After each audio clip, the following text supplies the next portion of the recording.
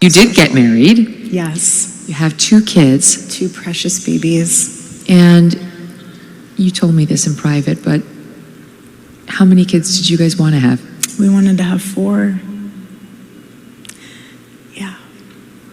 And I was praying to God that I was pregnant when he got murdered. Oh, wow. I thought of that once. Just like whether it was meant to be or whether we'd get news like that. All right, guys, so we're back on the channel. Thank you for coming back to watch. The low talk for me is so annoying, so now I'll have to edit that so you guys don't even know what I'm talking about. But anyway, this is more of Erika Kirk on Megyn Kelly, talking about different things. And I'm going to go straight into it with the whole pregnancy thing, because now there are pregnancy rumors and stuff like that. So I was talking about this in the last video. So we're going to get right into this clip, and then I'll give you my thoughts on this clip. Now, before I do, I just want to thank everybody who's watching. I always thank you so much for watching. Please don't forget the like and subscribe button and the notification bell, because it gets the videos out to more people. And also, when I do make these videos, if you don't have your notification bell on, you won't see the video. You won't see that I put out a new video. It's really weird because you already subscribed, so why wouldn't you see it come? Whatever, right? So, and if you want to hit the join button to support, that's fine too. But anyway, thank you so much for watching. Let's get right into this clip. Like, oh goodness, that would be the ultimate blessing out of this catastrophe. So now when I see young couples, I tell them, please, don't put it off. Especially if you're a young woman, don't put it off. You can always have a career. You can always,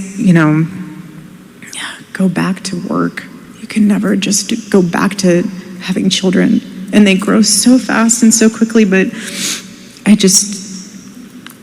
was praying, both of us were, we were really excited to just expand our family. Thank God you have the 2. I know. Thank God. Boy and girl, I know. One day they'll find out. Right now they're just, little loves. And one day they'll find out that they're Charlie Kirk's children, and they'll know what that means.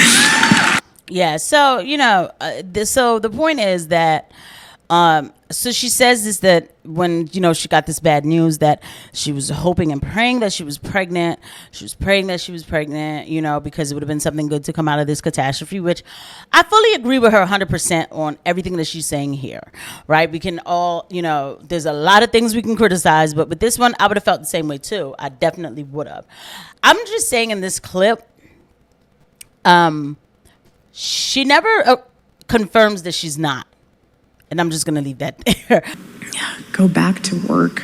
You can never just go back to having children. And they grow so fast and so quickly, but I was praying, both of us were, we were really excited to just expand our family. Like, even just so that's the capping of, of the landing her plane of the conversation about pregnancy. And it's like, but I was just, we were praying. Well, first off, so when, all right, let me just not even, because, hey, whatever, she has a little social awkwardness, a tad bit, I guess. Because for me, it's like, well, who was praying? Because he was, okay. So anyway, but then she fixes it and says, we wanted to expand our family and all of that. So, but she never says, and too bad it didn't work. She just said, we were praying, and because we wanted to extend our family. And then Megyn gives her well, thank God you have the 2 kids, And everybody's gawking. Right now, this is the time where, Erika Kirk is, everybody's gawking at her. There's nothing that she can say that will make people get, put their thinking caps on necessarily, like for these kind of people, right? Where, I don't want to say push back, but like if it was me, I'd be like, and then, so do you think maybe you might still, I would have asked that question. Like, why can I ask that question? I would have made sure that my audience got a final solution to, that question, a final answer, but whatever. Anyway, it is what it is. This might seem invasive, but it is not invasive. You are out here putting yourself out here to interviews, right? So, these questions can be asked. So there's rumors flying around, but I think they're more like internet, like memes. But as of right now, officially, she's not pregnant. I would guess that, maybe in a few months, maybe, but we would really know. But as of right now, she's not. What's up, guys? If you don't know, my name is Justin and I own this YouTube channel. I'm also a YouTube strategist and I own a lot of the channels in the political space. I've worked with a lot of the top channels in the political space. And so many people ask me, how do I grow these YouTube channels so quickly? How am I so good at getting results for my clients and for myself? I've actually worked with a lot of the top channels like Russell Brand, Benny Johnson, Lauren Chin, so many of the top YouTube channels in the political space. And I always get asked these questions. How can I also grow my political YouTube channel or just a YouTube channel in general? And I'm actually doing a free live class coming up on Tuesday, December 2nd, showing you exactly how to grow your YouTube channel and how to make enough money to leave your 9-to-5 job, because anybody can do it. And I'm going to show you exactly how you can do it Tuesday, December 2nd. So if you want the same sort of results as these YouTube channels, such as Justin is Lost, Justin Reloaded, Justin Reborn, The Progressive Way, Bring the Asteroid, Benny Johnson, Russell Brand, Chris on Culture, The Apostle, all of these people, they're all either me or they've worked with me in the past. So if you want the same results as them, I'm going to show you how to do it for absolutely free on this live workshop on Tuesday, December 2nd. Make sure you sign up with the top link in the description or the link in the pinned comment. Sign up for that class. There's only 100 spots. So if you save a spot, make sure that you show up so you don't waste the spot. I'll see you guys Tuesday, December 2nd. Click the link in the pinned comment to sign up, and I'll see you there. So before I get into the next clip, Mel Village Crazy Lady, who, if you guys are on Twitter, go ahead and follow at Village Crazy Lady Mel. She has amazing takes on a lot of this stuff, especially with Candace Owens and Charlie Kirk and Gaza and everything else. I mean, she is awesome. So definitely give her a follow. But she says, we're now on interview number 4 that Erika has given without being directly asked about Candace's investigation. This isn't by chance. It's not by coincidence. She has clearly instructed her interviewers not to ask. And they all have obliged.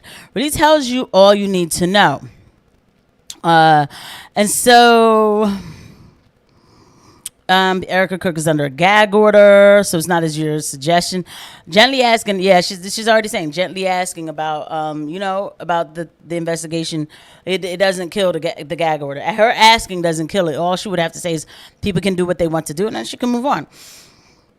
And that's just how people were answering. So we're gonna get early back on this. Actually, no, let me read this real quick, please, guys. Stick with me.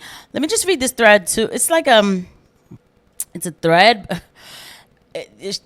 She has, like, good points. This is Gracie. I don't think I am following Gracie.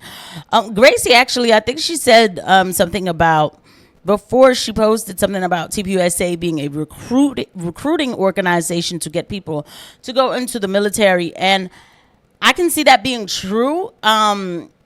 And somebody would say, well, what's the big deal about that? That's patriotic, but we do not get informed consent about, going into things like that. And me, I have extreme respect for people who serve, the veterans, all of that. So I'm not disrespecting. My God, it takes a lot of courage. But sadly, people are realizing that they were used for things that they had no business being a part of. Taking down Iraq and all of that, getting involved in that Middle East, destroying the Middle East. And for what? For Israel, not for us. So a lot of people are coming to terms with that. And they're probably telling their children, like, we're going to do something else. Go learn how to be a plumber, mechanic, something. This you're not doing. So anyway, so that's why that would be an issue. It's not like, we don't want people to serve. It's a shame. Of course we want people to serve, but it's the propaganda. You shouldn't be propagandized into serving in the army. Like, what is going on? So, it should be like a very clear-cut decision here. Anyway, so I guess this was her reply to Megyn Kelly. Didn't you ask the new TPUSA sales rep, Erika Kirk, how her mother's geofencing operation, she's obviously being sarcastic because Megyn didn't answer this stuff, how her mother's geofencing operation at Charlie Kirk's alleged memorial service went after gathering data from 277,000 unsuspected guests who attended not to be tracked for profit, but to pay their respects to Charlie Kirk. Exactly. Mikey McCoy described planning the alleged memorial with Erika and Elizabeth. He said while laughing, me, Erika, and Elizabeth, we all looked at each other slyly and said, more. We need more people. It's not enough. More people, which equals dollars, right?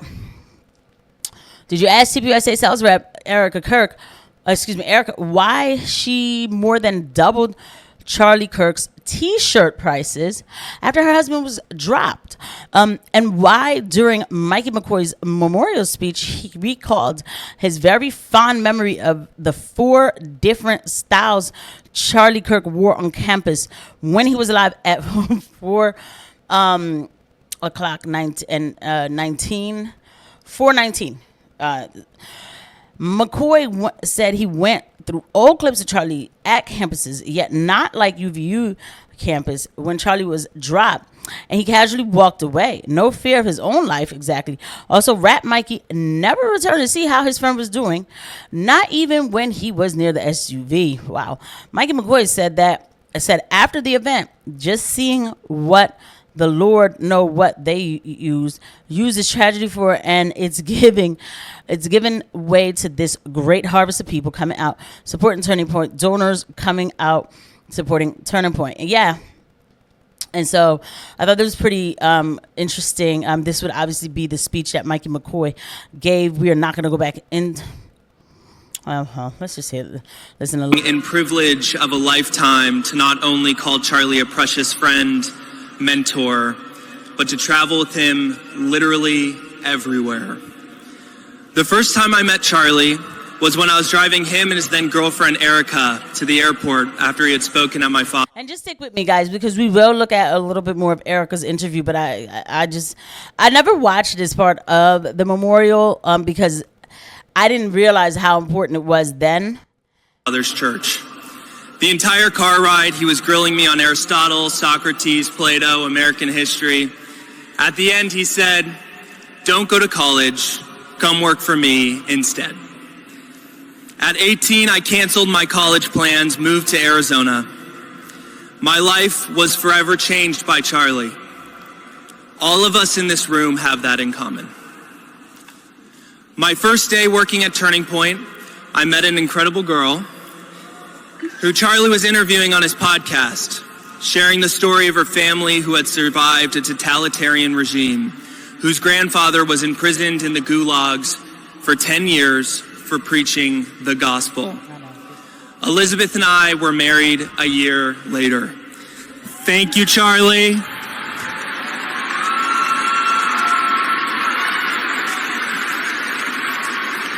When Charlie would speak on college campuses, he'd often wear t-shirts with inspiring taglines like, "Here I am, never surrender, freedom." But as I've watched back so many clips these past 11 days, my favorite and so often worn by him was "Live Free." 11 days ago, my friend was martyred for using his voice to engage in peaceful dialogue. Charlie's assassin thought that he could steal and silence his voice by putting a bullet in his neck. In the words of Soren Kierkegaard, "The tyrant dies and his rule is over. The martyr dies and his rule has just begun." It is like a public sacrifice. I mean, like, let's call this for what it is, right? When you are watching this, of course, people are going to clap and everything else. When you're watching this, it's like the tyrant dies and his words are done. The martyr dies and his work has just begun. It feels cult-like. It does. The whole thing does. Think about it. Charlie Kirk says to him, cancel your college plans and come work for me. Then, honey, look, I got my own milkmaid here. And I'm not trying to come at her, right? She's a beautiful girl. And I'm sure she comes from very, traditional home values and everything else, right? But it's like, look, I can have this beautiful life, guys. And I didn't have to go to college. You don't have to go to college. They preach that. Like, college isn't for everyone. I mean, it was to the point where Laura Loomer was like, so you can't go to college. Oh, well, Charlie Kirk didn't go to college, so you don't have to go either. Literally, Laura Loomer tweeted something like this, okay? And I remember thinking, and this is when Charlie was alive, and preaching this college is a scam, like constantly saying that to people, right? Okay, and it's like, I don't think that's the message we should be giving. Why should we destroy colleges simply because you're too afraid to extract the Marxism from the colleges, if you know what I mean, right? So we should destroy them because of that. Like, why don't we want American kids going to college? Because if our kids aren't going to college, guess what? They're going to get foreigners to come and take their places. They're doing it now anyway. So what it's called tells you not to go to college because that's what Jesus wants. Like, what is it? Not everybody's going to wind up with this beautiful girl and then work at TPUSA. And it's funny because the person who used to call this out was Nick Fuentes while Charlie was alive. He's like, there's something weird about all of this. He's like, they tell you not to go to college. They tell you to just get married and have children. And then what, you're going to be poor? You're not going to be involved with politics or anything because you're not going to be able to work at a think tank or anything. And that is this hardcore message. I'm sorry. It is weird. Now that he's gone, it's like now the martyr, it's like a sacrifice. Like, you know what I mean? Because the smiles, I mean, Mikey is a smiling, and I have to bring up like there, you know what I mean? Like just happy, like Charlie's, and he's martyred and everything. It's just the resolve for me. It is too resolved. And I have to bring up again Nick Fuentes, who, when he gave his speech when Charlie died, like Nick was gutted. Nick Fuentes, his arch nemesis, whatever, was gutted. He was like, I need the day off. He's like, I'm sick. He's like, I'm sick. I can't. So I'm taking the day off. We just need to think about what is going on here, you know? And that's what he did. And then when he came back and gave his speech on Charlie Kirk, his lips were pressed because you could tell he was like fighting back tears. This boy's like, martyr. Like, what is happening? Like, how is this is not normal to me, right? And you're going back through footage and everything else, but you didn't walk back to go check on your homie who was leaking on the ground. You walked right away and kept on walking calmly. It's done. That's how it felt to me. Oh, but we're wrong for noticing that, and we're the people giving problems, and because of us, now it's going to be, and I'm not even accepting this kind of a fake, you know, you're not going to put that on me, this charge, that just because we talk about something, oh, now something will happen to him. Look, let me just say this for any kook. I don't have kooks in my audience. We disavow violence. No. There's no need to hurt anybody. But we know what's up.